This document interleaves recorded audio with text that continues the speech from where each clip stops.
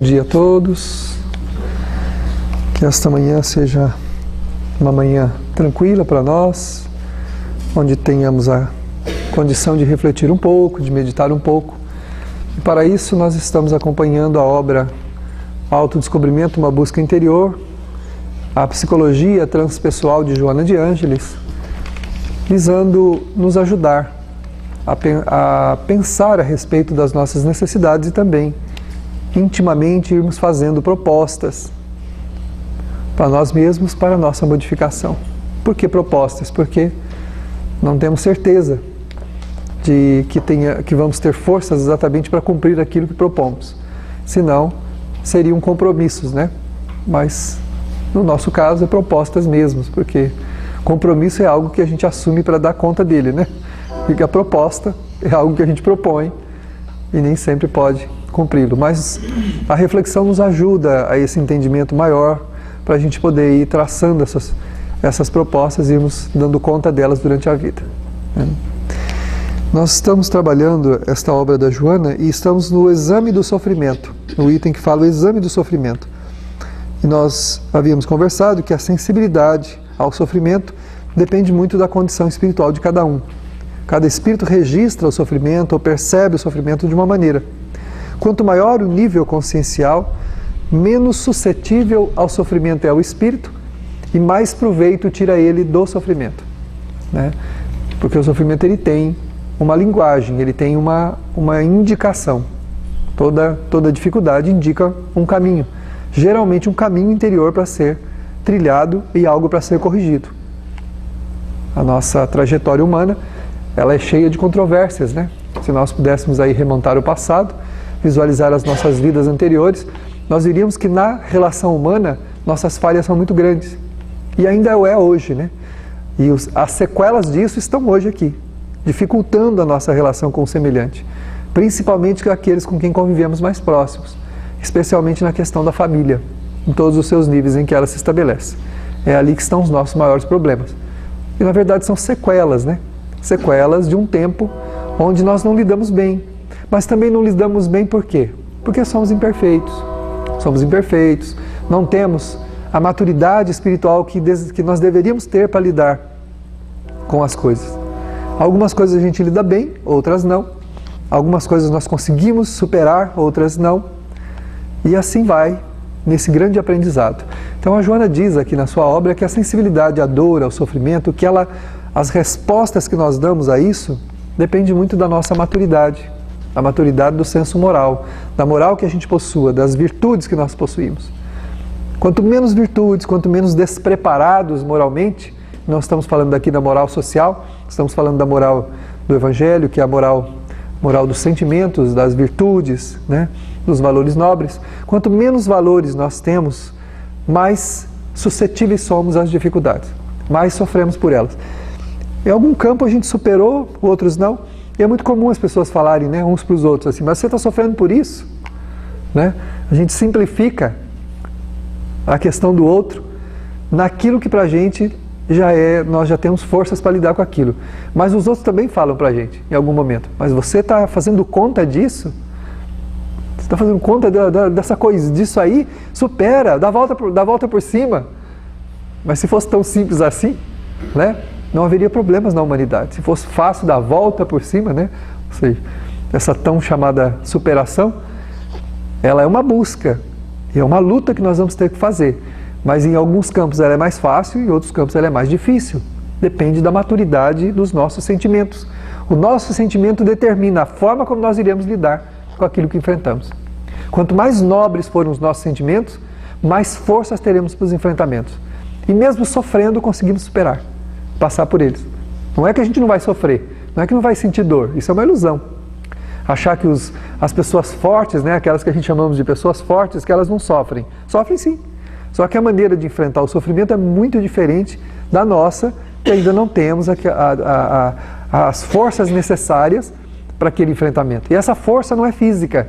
Não adianta só fazer academia, cuidar do corpo, fazer plástica, né, para ficar bonitinho, tudo arrumadinho, se por dentro a gente está em frangalhos. Os nossos sentimentos todos detonados, né? A gente ainda guarda mágoa, guarda ressentimento, odeia, não perdoa, não desculpa, não tem paciência, não tem doçura, não tem afabilidade.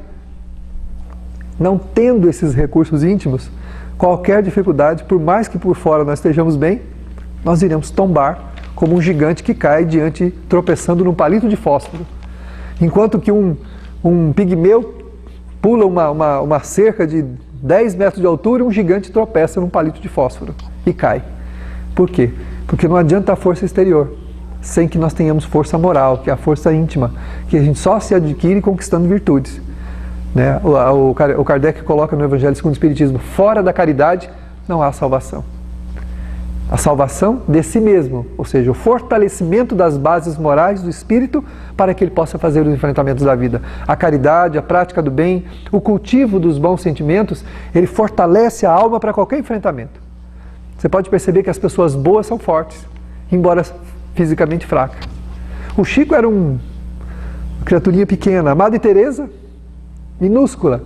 A irmã Dulce, então, só tinha meio pulmão, uma parte funcionava, o outro não. Completamente, fisicamente despreparado para qualquer enfrentamento da vida, mas interiormente um gigante, de uma força incomensurável, capaz de construir obras que nós, com todo o dinheiro que se a gente juntar nosso, nós não fazemos. Por quê? Porque depende de uma outra força. Eles que não tinham nada, agregaram milhões de pessoas em torno da sua obra e foram ajudados e construíram obras fantásticas. E pessoas que têm milhões não conseguem construir uma obra minúscula para agregar meia dúzia de pessoas em volta dela. Por quê? Falta autoridade moral. O espírito, não tendo autoridade moral, ele não agrega em torno de si valores nenhum. De ninguém e nem exteriores, nem de pessoas, nem nada. Mas quando constrói esses valores, quando busca a sua construção íntima, aí ele tem uma força incomensurável. Aí independe da sua aparência, do seu tamanho, da sua fragilidade. É essa força moral de que nos falava o Cristo. Brilhe a vossa luz. Enquanto essa luz interior nossa não brilhar, nós não vamos fazer nada nessa vida. E nada vai dar certo. Tudo vai se encaminhar mal, tudo vai atropelar. Por quê? Porque a vida em si é uma experiência valiosa, é um laboratório onde os nossos sentimentos são colocados em prova. É um laboratório. E se nós não crescemos por dentro, as nossas realizações por fora vão ser desastrosas. Elas vão ser lamentáveis e mesmo a nossa relação humana vai ser complicada. Se nós crescermos por dentro, nada do que vier de fora vai nos representar problema, mas sim um desafio a ser enfrentado. Uma pessoa difícil vai ser um desafio que nós vamos estar sempre enfrentando, mas se tivermos força interior, nós vamos conseguir. Uma pessoa que tenha muita força física, ela pode reclamar de ter que pegar coisas pesadas dali e trazer para cá. Mas ela vai sempre conseguir catar aqueles sacos pesados ali e trazer para cá. Uma pessoa fraca, além de reclamar, ela não vai conseguir trazer aqueles sacos de areia ou do que seja para cá, para o lado de cá. E o outro que tem essa força de tanto fazer, um dia não reclamará mais e vai conseguir fazer isso bem. Então, para aquele que se fortalece intimamente, os problemas são só desafios. Desafios para poder crescer, para ele poder passar. Agora, aquele que não se prepara, o problema é uma barreira intransponível. É uma parede do qual ele não consegue passar. É uma montanha que ele não consegue transpor de jeito nenhum. Porque não tem força interior para isso. Então, a Joana coloca então nesse item, seguindo aqui, que quando a gente emerge dos automatismos, né, que nós estamos acostumados, aqueles automatismos que a gente traz do passado, nosso jeito de nos comportar, a forma de lidarmos com as pessoas, o jeito de se comportar diante da vida, as decisões, o comportamento, tudo isso é automatismo. Nós trazemos comportamentos automáticos do passado que continuam prejudicando a gente até hoje. Ela diz assim, que quando a gente emerge disso, quando a gente cria consciência, quando a gente resolve aprender mesmo, melhorar a nossa vida, nós, mantendo a nossa própria individualidade, a gente percebe que precisa se integrar com o quê? Com a vida, com o universo todo em volta de nós.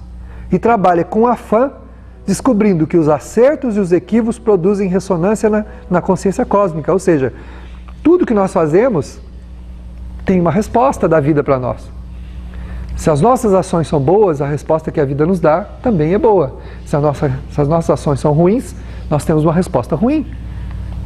O Emmanuel diz que toda ação repercute. Toda ação.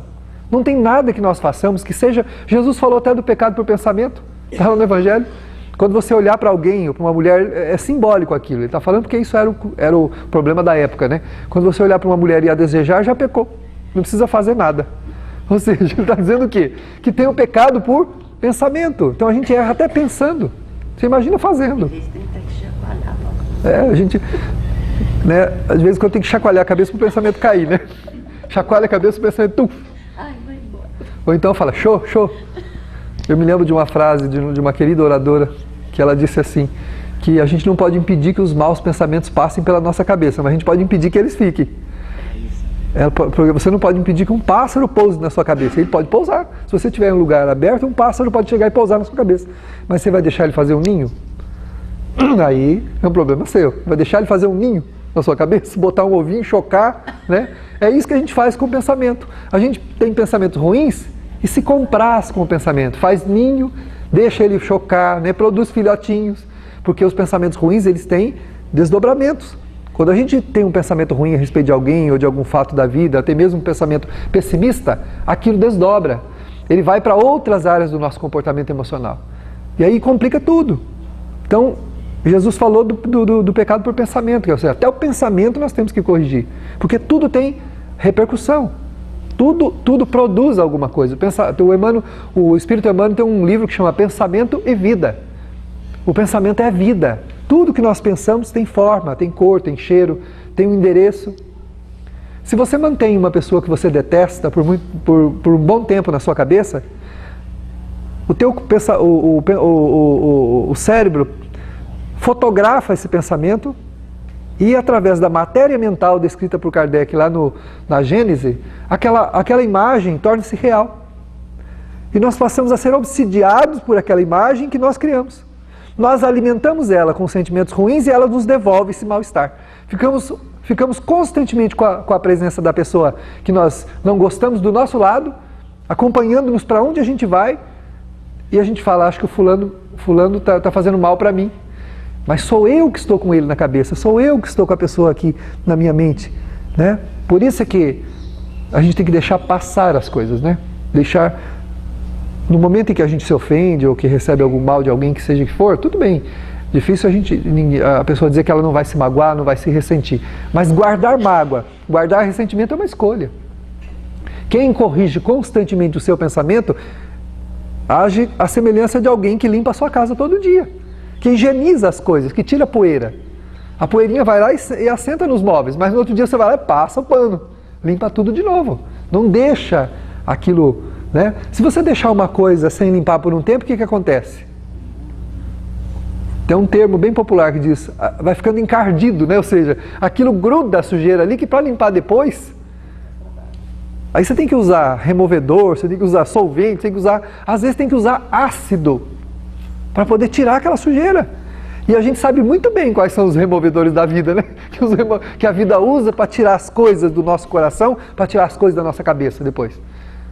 Os removedores. Um dos removedores chama-se, nós estamos estudando, é a famigerada dor, que pode ser física ou moral, ou espiritual. Aí, às vezes, a gente tem que fazer um enfrentamento para que, através do sofrimento, a gente entenda que aquele procedimento não é correto. Mas não é Deus que faz isso. É uma lei de causa e efeito, o que a benfeitora diz aqui na obra. Tudo tem repercussão. Tudo que nós fazemos tem um retorno, né, para nós. As energias que nós projetamos, elas retornam para nós. Se você detesta alguém e pensa mal dessa pessoa, azar o nosso, não o dela. O Emmanuel fala... O Espírito Camilo fala, paire acima do teu agressor, para que ele seja obrigado a absorver de volta tudo que enviar contra ti. O que é ficar acima do agressor? É ter uma conduta boa, não desejar o mal de ninguém, nem mesmo o mal daqueles que nos prejudicaram. Se uma pessoa te prejudicou, se você deseja o mal dela, e se você alimenta esse sentimento ruim contra ela, na verdade você está trabalhando contra você mesmo. E aí a gente acha que é a inveja, que é o do outro, que é o que está fazendo mal para a gente. Na verdade não é. É a nossa irradiação que está nos fazendo mal. Nós estamos imersos num campo de radiação perniciosa, negativa, que vai consumindo a nossa alegria, a nossa paz, o nosso discernimento, né? Uma pessoa mergulhada numa atmosfera perniciosa, criada para si mesmo, ela faz o quê? Ela respira isso, né? A mente fica conturbada e o coração também. A pessoa não consegue mais determinar o padrão dos seus sentimentos, entra em processo depressivo, em processo de tristeza, não enxerga claro, porque está envolvido na atmosfera de negatividade que criou, porque nutre um sentimento ruim contra a outra pessoa. E às vezes isso é disfarçado, é uma coisa muito bem camuflada. Né? A gente camufla muito bem os sentimentos, dá outros nomes para eles, né? Dá outros nomes, na verdade é mágoa mesmo, é ressentimento mesmo. E essa mágoa cria uma atmosfera ruim, e nós somos obrigados a viver dentro dessa atmosfera. E tem uma coisa muito pior do que essa. Se a gente desencarnar, vai desencarnar dentro dessa atmosfera. Você quer ir para o céu ou quer ir para o inferno quando você morrer? Todo mundo levanta a mão para o céu. Mas você já está no céu aqui? Ou você espera encontrar o céu depois que morrer? Que desencarnar? Sabe onde fica o céu? Dentro dessa atmosfera. É aqui que fica o céu. Se você construir este céu enquanto vivo, enquanto encarnado, vai desencarnar dentro dele. Mesmo que vá para o inferno, vai estar no céu. Não importa. Qualquer lugar que o espírito tiver, em qualquer região do mundo espiritual, qualquer canto do universo que ele tiver, se ele construiu uma atmosfera benévola, é dentro dela que ele vai vivenciar a sua existência espiritual. Mas se foi uma atmosfera ruim, lembra do livro Nosso Lar, do filme, da moça que foi retirada por bondade das intercessões lá do mundo espiritual, lá das regiões de sofrimento, e foi levada para uma colônia, para a colônia Nosso Lar. O que ela fez? Ficou o tempo inteiro querendo sair de lá. Ela estava no céu, estava numa colônia maravilhosa, estava amparada, estava envolvida, mas ela estava no céu. Qual era a atmosfera espiritual que a envolvia? Uma atmosfera ruim, de despeita, de negatividade, até que ela foge de lá. Foge e vai enfrentar de novo as agruras, as dificuldades das regiões infelizes, tentando vir aqui para a Terra onde estava o noivo dela, com quem ela havia mantido uma relação de posse, né? Magoada e achando injusto ter partido, né, daquela forma. Ela simplesmente não estava vivendo. Então não adianta os benfeitores levar a gente para... O que adianta levar para... Pode levar para cá, pode levar para lá.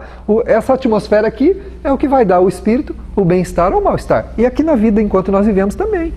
Porque nós vivemos dentro dessa atmosfera. O André Luiz chama isso de túnica eletromagnética, campo mental, aura, como nós queremos falar. É o nosso campo vibratório. Nós vivemos dentro dele. Cada um tem o seu. Você vive do lado do seu marido, dorme com ele e não pode passar isso para ele. Você ama teu filho, beija, cuida dele, faz tudo por ele. E é a única coisa que você não vai transferir para o teu filho, é o produto das tuas conquistas. Não tem jeito.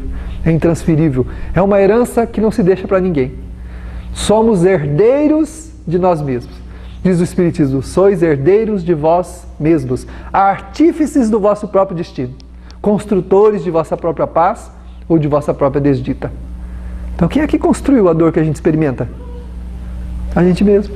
É uma herança que não se passa. Eu posso passar o quê? O que eles passaram para nós, os grandes homens. Os exemplos. Isso sim. Tanto que tem o dito, né, filosófico, que diz que os exemplos falam mais alto do que as palavras, né? Pode falar, doutor. Longe de me questionar o do caminho, mas a forma que foi colocada talvez mereça uma reflexão um pouco mais. Porque diz que você tem que pairar acima do agressor para que ele receba. Esse para que ele receba não me parece muito, vamos dizer, tipo, a caridade, né? Não é com essa finalidade de que ele receba. Sim. Mas para que você não sofra. Exato, a finalidade não é devolver para o outro, né? É que é uma consequência, o Camilo coloca na frase esse para, porque é uma consequência natural mesmo o mal que nós causamos aos outros, não causamos a ninguém, causamos a nós mesmos, ele quer querer dizer isso. Mas eu posso compartilhar esse mal também, porque fatalmente, ao desejar o mal a alguém, estou em curso nesse mal que desejei ao outro. Agora, o outro necessariamente não precisa estar participando do mal que eu faço, né? Então, ou seja, o que é que se para, é só para questão de para reafirmar uma lei de consequência, né? De que nós somos senhores daquilo que criamos. né? Ele pode ficar aqui. Ele está pensando que é um castigo, ele vai ter que receber o mal, né? Não é por esse lado, sem dúvida. É que quando se a pessoa deseja um mal contra você, mas você não está na sintonia dela, você procura ter uma vida boa, tranquila, não merece, né? Não tem nenhuma participação naquele sentimento que ela elaborou, o mal que ela te enviar, fatalmente, vai fazer uma curva, como o bumerangue faz. Quem atira o bumerangue, ele faz a curva e vai voltar para aquele que o lançou, naturalmente. De todo jeito volta. Mas ele, se a gente merecer, nós podemos levar uma pancada desse bumerangue e ele vai voltar também para aquele que o enviou fatalmente. Porque pela lei de causa e efeito, o que nós criamos nos pertence, né? Muito bem lembrado, doutor. A gente não entrar... Mas você disse bem, quando essa desavença ou esse chamamento de atenção atinge a pessoa, ela não precisa se preocupar com isso, porque através dos próprios exemplos em favor do bem que ela pratica, ela vai simplesmente colocar uma barreira, uma redoma. Ela vai neutralizar. O mal não consegue fazer, o bem e o mal são incompatíveis, né? Não ocupam o mesmo lugar no coração, ou a gente faz uma coisa ou faz outra, né? Então, se você está praticando o bem, naturalmente está protegido do mal. Agora, o problema é a nossa imperfeição, né? O nível desse bem que a gente faz ainda, que ainda é bem limitado, né? Então, porque tem gente que diz assim, mas eu faço tantas coisas boas e muitas coisas acontecem ruim comigo. Nós não estamos completamente imunes ao mal, porque a nossa imperfeição nos expõe, né? Tem também os resgates do passado, tem também a questão da gente achar que está fazendo bem e não está fazendo bem. Nossa interpretação ainda é muito equivocada, né? A gente ainda não tem todo discernimento do que seja verdadeiramente o bem. Mas só os esforços na direção do bem já nos imuniza de muita coisa. E o que é melhor, né? Nos dispõe ao crescimento, à elevação moral, que vai nos dando força moral, né? Que o Kardec fala que o homem que enfrenta a existência com muita força é aquele que tem autoridade do senso moral, né? A maturidade do senso moral. E essa moral, nós já falamos que é a virtude. À medida que a gente pratica as virtudes, nós começamos a construir uma fortaleza no próprio coração, que vai imunizando a gente contra muitas coisas. E até protegendo a gente da gente mesmo. Jesus disse, vigiai e orai, para não cair em tentação. Mas ele não estava falando da tentação que vem de fora. Ele estava mandando a gente vigiar porque a tentação vem de dentro. O problema, o que nos expõe não vem de fora. Se você odeia doce, vai adiantar alguém botar uma banca de doces enorme, cheia de guloseimas, de tudo quanto é tipo possível? Tem gente que encheu a boca d'água, aí, ó. Já lembrou dos pudins na geladeira, dos doces, tem gente que assalta a geladeira de madrugada, né? Mas se você detesta doce e abrir um freezer, um armário, alguma coisa que está cheia de doce, o que vai acontecer? Nada. Olha e fala, fecha a porta. Mas se gosta, o olho dobra de tamanho, né? A boca saliva, aí fecha, não consegue sair, né? Parece que tem um negócio que prende, né? Quem sair do lugar não vai. Só umzinho não tem problema. E principalmente quando não pode, né? Ixi, quando não pode é terrível. Se gosta e não pode, aí o bicho pega. Aí o bicho pega. Eu tenho um amigo que ele comia escondido e depois reclamava para todo mundo, passava mal, né? Não podia comer de jeito nenhum, passava mal. Quer dizer, tentando enganar ele mesmo. Aí foi descobrir que ele comia o que não podia escondido, achando que comendo escondido não tinha problema. Se a gente acha que fazendo escondido não tem problema nenhum. É como alguém que sai daqui e vai cometer um delito moral bem longe da sua cidade. Fala, lá não tem problema, ninguém está me vendo. A única pessoa no mundo que não podia ver está vendo, que é você mesmo. Se você pudesse se deixar para trás, não tinha problema nenhum. Bom, você fica aí que eu vou lá. Tem jeito de se deixar para trás? Não tem. Onde eu vou junto. Então não tem jeito. Não tem como, né, eu me deixar para trás para ir lá fazer o que eu quero e voltar. Então a última pessoa que podia ver sou eu, e eu estou vendo. Então pronto, não tem jeito. Né? A consciência é o nosso guia. E ela é um tribunal íntimo, não é um tribunal dos outros. O que importa se os outros me julgam? O que as pessoas acham a meu respeito não é importante para mim. Mas o que eu acho, né? O Emmanuel fala isso. O que te constrói e o que te destrói não é o que os outros pensam a teu respeito, mas o que você pensa a teu respeito. Se você se acha uma porcaria, se você acha que você não tem valor nenhum, se você acha que você não é interessante, que você tem que morrer, que a sua vida não vale nada, é isso que vai acontecer. Mas se os outros acham, não tem importância nenhuma. Agora, quando eu acho, aí é o problema. Né? Aí a coisa pega.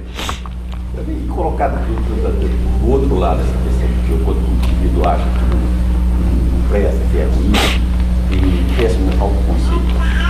Imaginado do outro lado, o sujeito que tem um comportamento extremamente danoso para o semelhante, mas ele acha que está certo.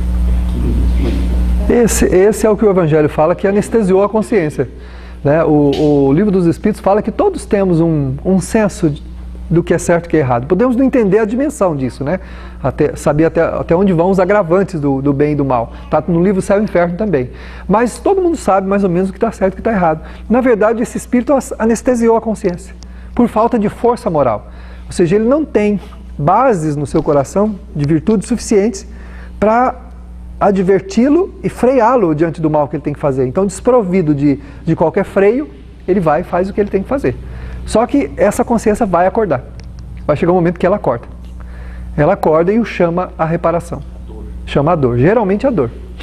Aí vem a dor. Porque quando os mecanismos naturais não funcionam, então a dor vem como um agente para devolver o espírito às suas devidas proporções, né? Como uma escova. Exatamente, aquilo que eu falei, né? Uma poeirinha no móvel a gente limpa com um paninho, né? Umedecido, mas um encardido, né? Como é que chama aquilo que dá nos canos, nas roscas lá, que depois você não consegue... Tem que colocar aqueles desengripador lá para conseguir, né? Os ferrujos, os inabres, sei lá como é que chama aquilo, né? Para poder soltar o parafuso tem que botar solvente lá, botar desengripador, né? A vida vem e coloca uns desengripador na gente. Para poder soltar essa ferrugem. Porque a consciência vai acordar. Ela acorda. Chega um momento em que ela nos chama, né? A consciência lúcida equipa-o de instrumentos que auxiliam na superação da amargura, do desespero, da infelicidade, em face da compreensão dos objetivos espirituais da sua existência. Então, quando nós nos conscientizamos, né? Nos tornamos mais lúcidos a respeito dos verdadeiros objetivos da vida, que são os objetivos nobres, e buscamos esses objetivos, a felicidade aumenta, a alegria aumenta, os desconfortos diminuem, porque a gente passa a compreender o sentido espiritual da vida. Né? A maioria de nós vive como se a vida espiritual não existisse. Como se o tempo, como se a vida... Tem muita gente que fala assim, já ouvi muita gente dizer assim, tem que aproveitar a vida é curta. A existência é curta, a vida não. A vida é eterna. Desde os primórdios da humanidade, nós encontramos escritos, né, e inscritos lá dizendo que a vida é eterna, que o Espírito é eterno. E Jesus falou também. Né? A vida é eterna. Agora, uma existência curta mesmo. É um piscar de olhos. Piscou, passou. Mas só que a consequência desse piscar de olhos pode ter ressonância por muito tempo. O eco de uma existência mal vivida pode levar muitas outras para se desfazer. Esse é o grande problema. Tá bom, eu quero viver tudo que eu quero? Eu posso. Não há problema nenhum. Posso viver o que eu quiser. Mas e o eco disso? Onde vai parar isso depois? Quantas vidas, às vezes, até que eu tome consciência do meu engano e consiga fazer a reparação disso? Ou aprenda uma lição que consiga neutralizar o efeito desse mal que eu causei. Então nós temos que tomar muito cuidado. Jesus disse, a quem muito foi dado, muito será pedido. Nós temos uma existência rica, valiosa, de oportunidades de crescimento. Temos as profissões, temos a nossa família, temos a condição da saúde, ou até mesmo da doença, que também é um tesouro. Maria Dolores fala que as contrariedades são nossos tesouros, ela fala. Porque é através das contrariedades é que nós aprendemos, nós crescemos. Muitas vezes as facilidades não ensinam nada pra gente, mas as contrariedades ensinam muito. Muito mesmo. Maria Dolores nos diz isso. Ela diz, a contrariedade te ensina muito mais do que as facilidades. Né? Muito mais. Então, nós temos verdadeiros tesouros nas mãos para sermos felizes. E a gente deixa passar, porque quer viver a vida. Mas como viver a vida? Ah, tem que aproveitar a vida. Mas o que significa aproveitar a vida? Eu já tive fiz por um familiar meu há muito tempo atrás, ele me perguntou exatamente isso. Ele falou assim, mas você precisa viver a sua vida. Eu disse, mas eu estou vivendo a minha vida. Não, não está não. Aí eu perguntei, o que é para você viver a vida? Ah, fazer o que a gente gosta, curtir a vida. Eu falei, pois é, eu estou fazendo o que eu gosto. Estou curtindo a minha vida. Aí ele disse assim, é? Eu falei, é. Ah, então tá bom. Eu não entendo o que é viver a vida, curtir a vida. Curtir a vida é fazer o que se gosta. Mas a doutrina espírita diz assim, a gente tem que fazer o que se deve, não fazer o que se quer. Há uma diferença muito grande entre fazer o que se deve do que fazer o que se quer. Querer, a gente quer um monte de coisa, porque as nossas imperfeições nos expõem. Elas são sedutoras. Há um monte de coisa na humanidade que nos atrai. E experimentar alguma coisa por um tempo, apenas para deleite das nossas imperfeições, pode custar-nos, às vezes, muitas oportunidades outras perdidas no futuro para reparar aquele engano. Para reparar aquele engano.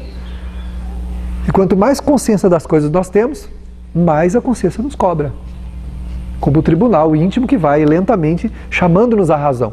A consciência. O livro dos Espíritos, né? Onde está escrita a lei de Deus? Os Espíritos respondem, na consciência.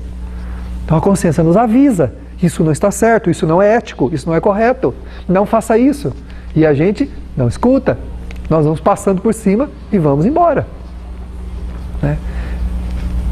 Dizem, assim, de maneira assim, unânime, de maneira assim, ostensiva mesmo, todos os Espíritos falam isso.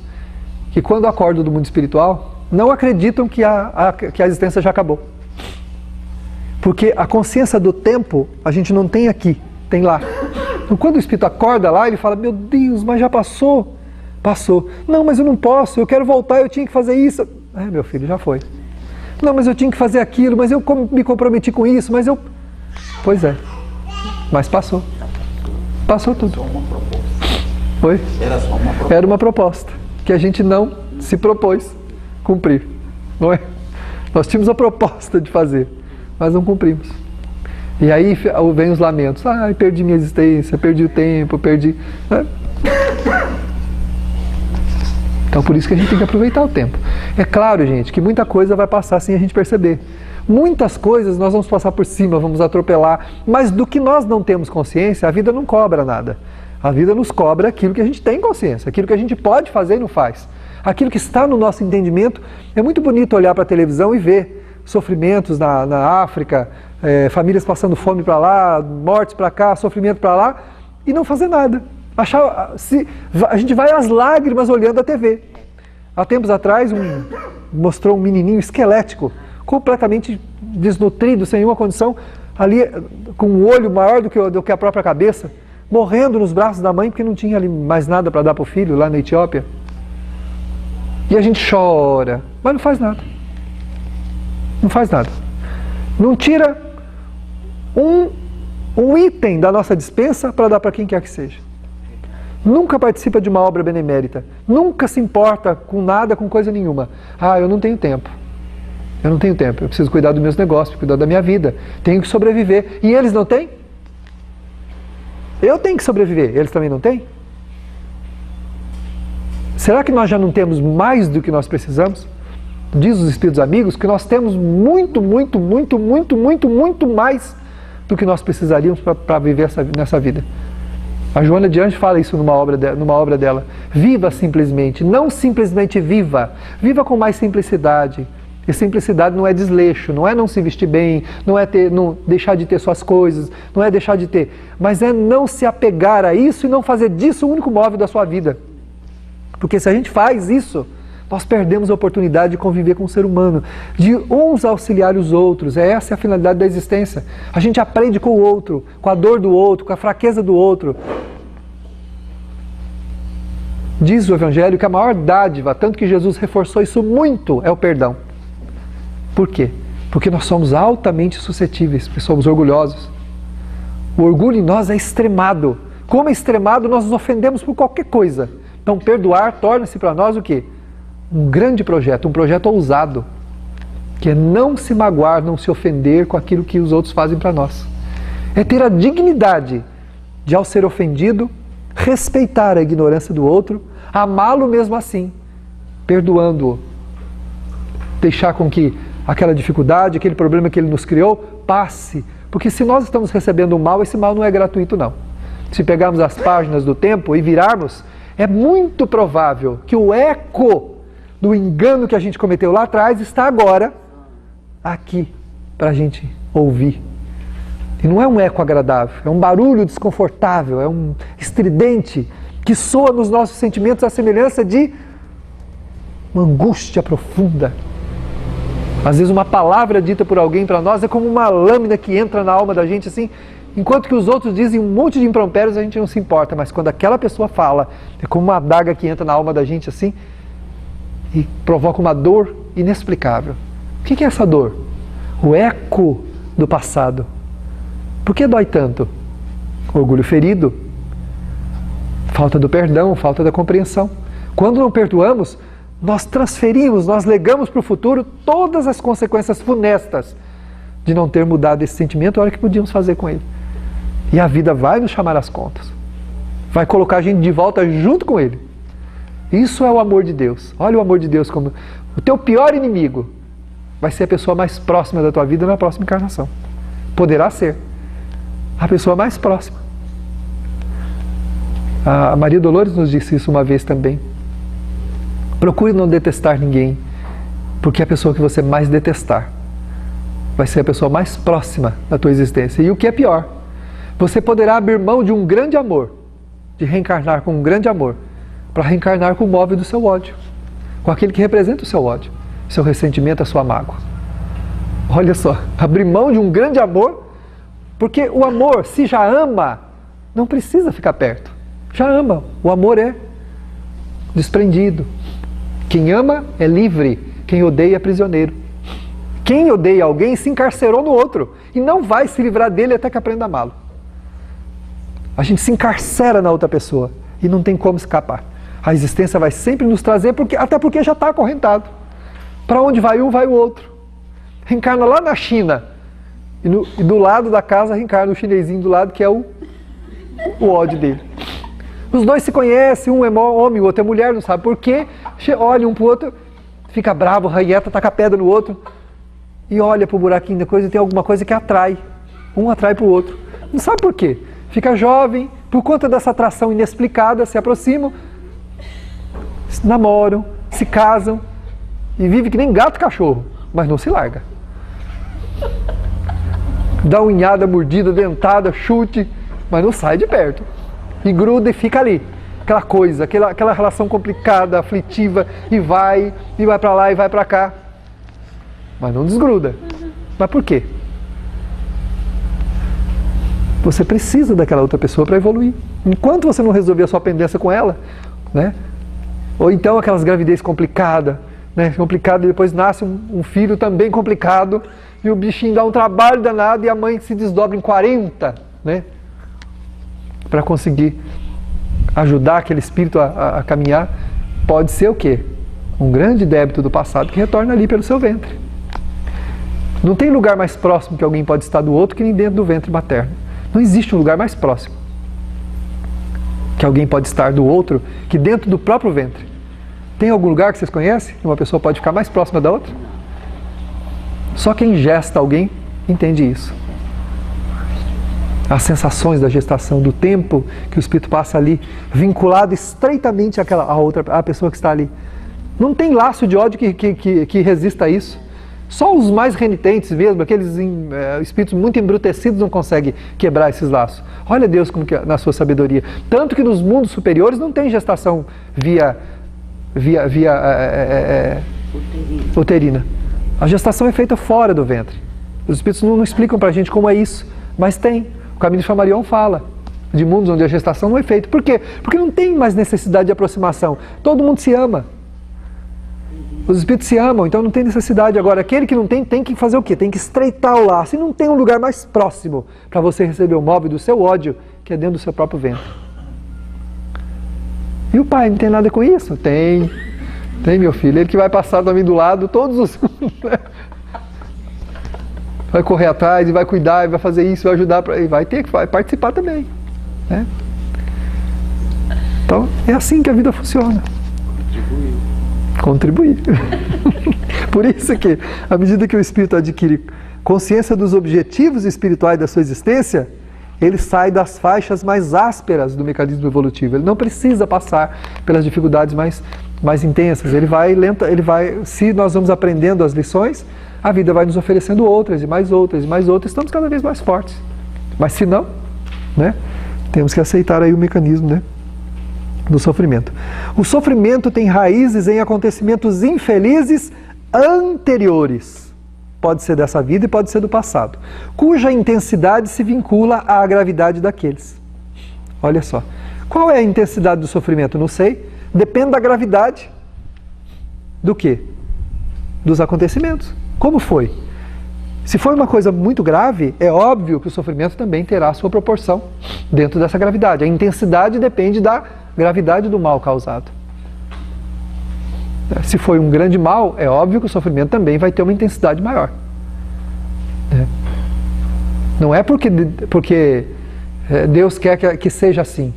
É que o que eu criar, se eu produzir alguma coisa que pesa 2 quilos, eu vou carregar 2 quilos. Se eu produzir algo que pese 20 quilos, eu vou carregar 20 quilos. Eu produzi, eu carrego. Então o peso, a intensidade dessa dor, desse sofrimento no futuro vai depender do tamanho da gravidade do mal que eu criei. Por isso que o mal não compensa. O mal não compensa. A Joana de Anjos fala que o mal não merece divulgação. A gente gosta muito de comentar o mal. Ouve notícias ruins, fica comentando com todo mundo. Ah, é para atualizar a conversa. Mas não tem que atualizar a conversa falando mal? Divulgando coisa ruim? Ah, você viu o noticiário? Você viu o que aconteceu? Gente, o mal não merece comentário. Nenhum, algum. Entreter conversa, conversando sobre coisas ruins. Criar irradiações negativas na mente das pessoas, imagens negativas para ter irradiações negativas, para quê?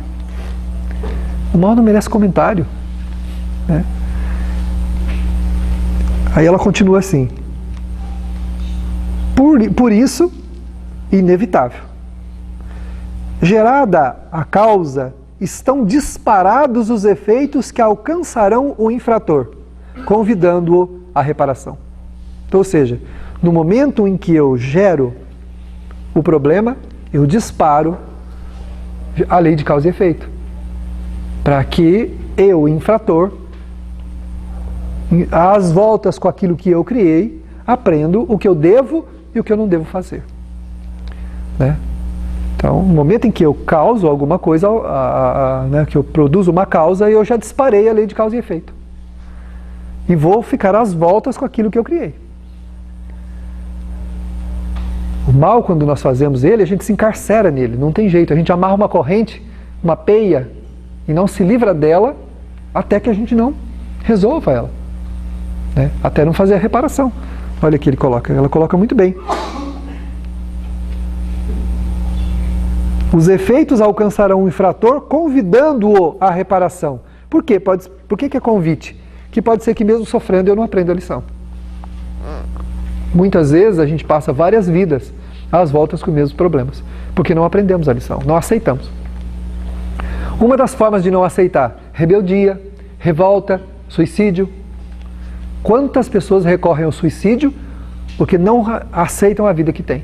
Não aceitam os problemas, não aceitam aquilo que estão experimentando de jeito nenhum. Então, por rebeldia extrema, o espírito então prefere o suicídio como uma fuga, como uma afronta à lei divina pela vida que eu não aceito. Só que o suicídio não é uma saída, é um beco sem saída. Entrou ali, não há para onde sair. Você entrou na estrada estreita do sofrimento. Claro que as interpretações disso vão ao infinito. Só Deus é que sabe o que vai no coração de um suicida, o que vai no coração de alguém que toma nas mãos essa decisão. Mas que ela é equivocada, é. E os agravantes, o homem jamais vai ter condições de avaliar, porque é Deus que sabe a maturidade espiritual de cada um, de cada espírito, e saberá também qual é a correção mais apropriada para cada um de nós, em qualquer âmbito que seja.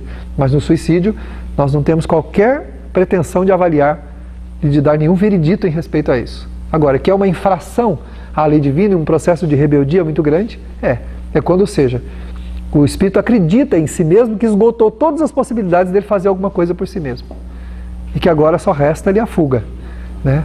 Ou então aquele que se rebela contra Deus. Eu não quero essa vida, eu não aceito a vida assim, eu não suporto essa vida. Então parte.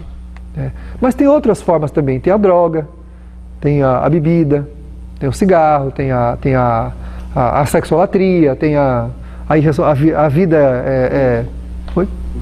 o jogo.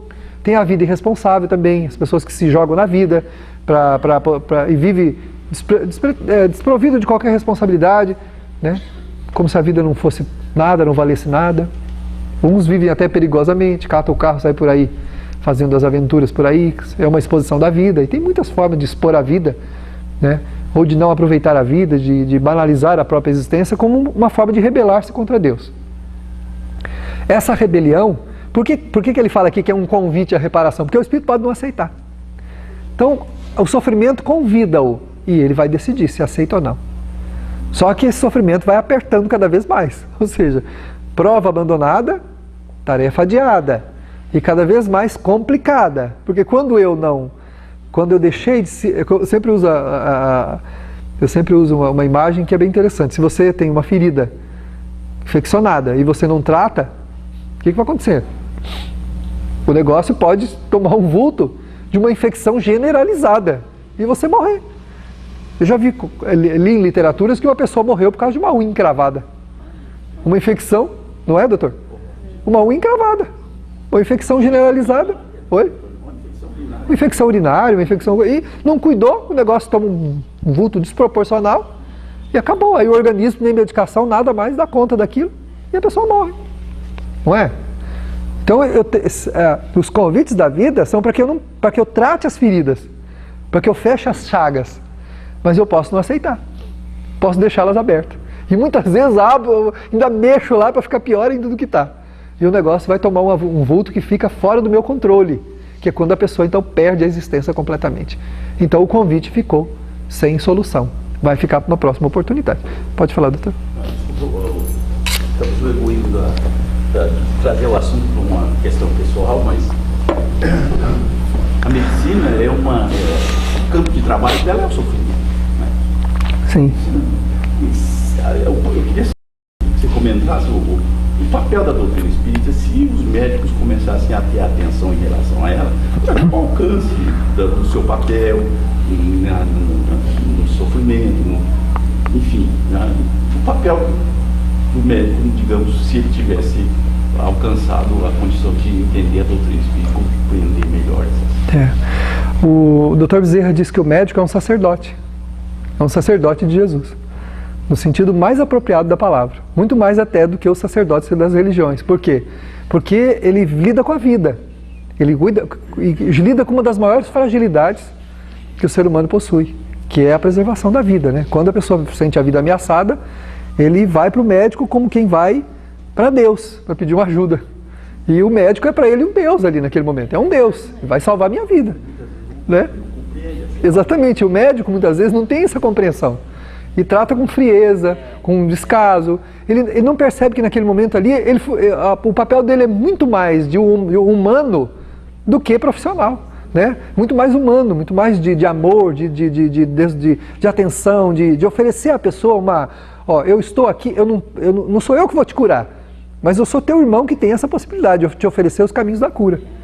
Né? E esse desdobramento do sentimento promove no médico um fator interessante, porque o médico que tem essa consciência, ele tem muito mais inspiração, ele tem muito mais ligação com o plano maior, onde estão os verdadeiros médicos, onde estão aqueles que compreendem o mal na sua raiz, enquanto que nós aqui na Terra tratamos os efeitos, nós tratamos só o que está saindo, só o alívio mesmo, né? O mal mesmo está lá, erradicado na alma, está dentro do espírito, está nas suas raízes, nas suas matrizes profundas, que esses médicos enxergam.